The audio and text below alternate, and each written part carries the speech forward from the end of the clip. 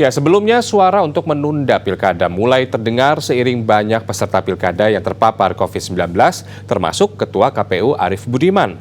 Jika pilkada ditunda, lalu bagaimana situasi sosial politik bahkan ekonomi suatu daerah yang kosong kepemimpinan lantaran habis masa jabatan?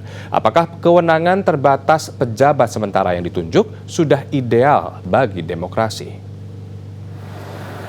Korea Selatan berhasil melaksanakan pemilu di tengah pandemi. Dan ini menjadi salah satu negara acuan pemerintah Indonesia dalam melaksanakan pemilihan kepala daerah. Namun dengan melaksanakan serangkaian protokol kesehatan yang ketat, bukan berarti acara pesta demokrasi bisa aman dari wabah virus corona. Korea Selatan menggelar pemilu saat positivity rate-nya hanya 1%, sementara saat ini di Indonesia tingkat penularannya 3 kali lipat lebih beresiko dibandingkan standar WHO. Belum lagi persoalan tingkat kepatuhan masyarakat untuk menaati protokol kesehatan.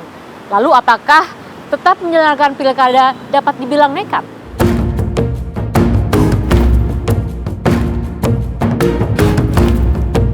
%14,2%. Angka positivity rate Indonesia yang diumumkan Satuan Tugas Penanganan COVID-19 minggu kemarin. Angka yang masih jauh dari standar aman Badan Kesehatan Dunia, yakni 5%. Namun Indonesia bertekad tetap melangsungkan pilkada.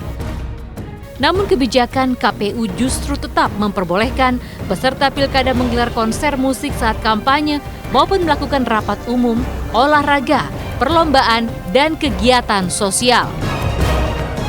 Meski dalam aturan hanya diperbolehkan dihadiri 100 orang, namun lihatlah yang terjadi di Gorontalo ini. Belum lagi pawai dan arak-arakan di sejumlah wilayah. Karena saat masa pencalonan dan pendaftaran saja justru terjadi pelanggaran, apakah penyelenggara pilkada masih mau bersandar pada instrumen peraturan? Opsi menunda pemilihan kepala daerah pun berkumandang. Salah satu yang menyuarakannya adalah mantan Wakil Presiden Yusuf Kala. Kalau pemilu kadanya ini Desember, sebenarnya dulu kan September. Tapi dengan perhitungan waktu itu bahwa puncaknya akan terjadi September. Ya.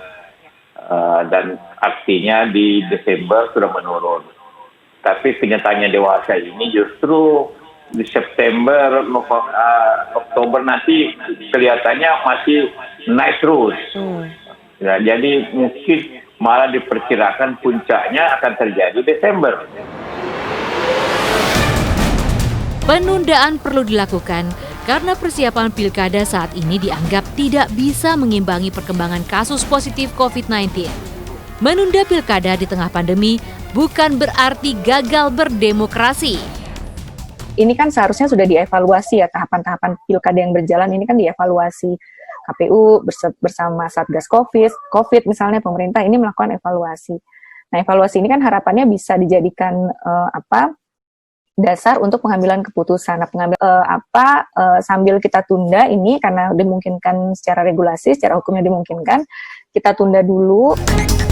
Sementara Mendagri Tito Karnavian menuturkan, jika melarang pengerahan massa secara menyeluruh justru akan menguntungkan para calon petahana.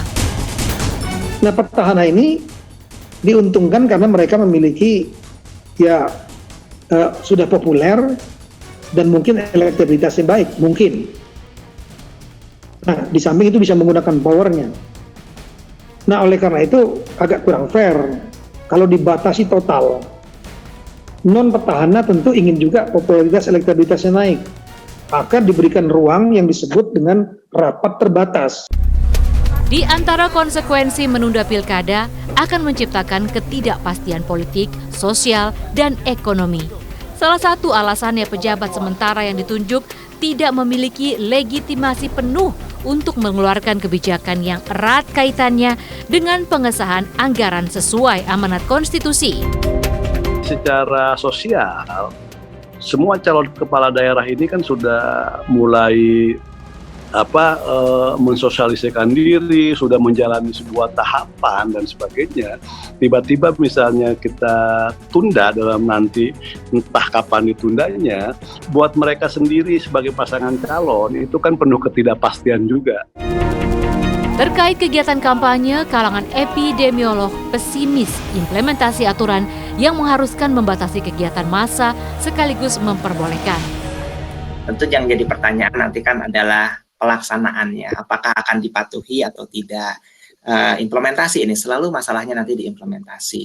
Dan tentunya implementasi ini juga bukan hanya di kantor KPU atau di tempat-tempat yang diatur ya, tetapi kan orang itu kalau berkampanye kan berjalan dari satu tempat ke tempat lain. Meski 63 calon peserta pilkada, juga Ketua KPU Arief Budiman terpapar COVID-19, penyelenggara pemilu menyatakan pilkada serentak dapat tetap dilaksanakan. Presiden Joko Widodo sebenarnya telah mengindikasi adanya kekhawatiran klaster pilkada dan kekhawatiran ini dibenarkan oleh keadaan. Karena setelah riuh tahapan pendaftaran, tidak hanya sejumlah calon kepala daerah yang terindikasi positif COVID-19. Di wilayah Boyolali misalnya, 96 petugas Badan Pengawas Pemilu terindikasi COVID-19. Belum lagi di wilayah lainnya. Pilihannya kini ada di tangan penyelenggara pemilu. Akan tetap melaksanakan pilkada dengan resiko tinggi dan berharap massa dan juga peserta bisa menerapkan protokol kesehatan dengan ketat atau menunda sambil menunggu angka penularan mereda.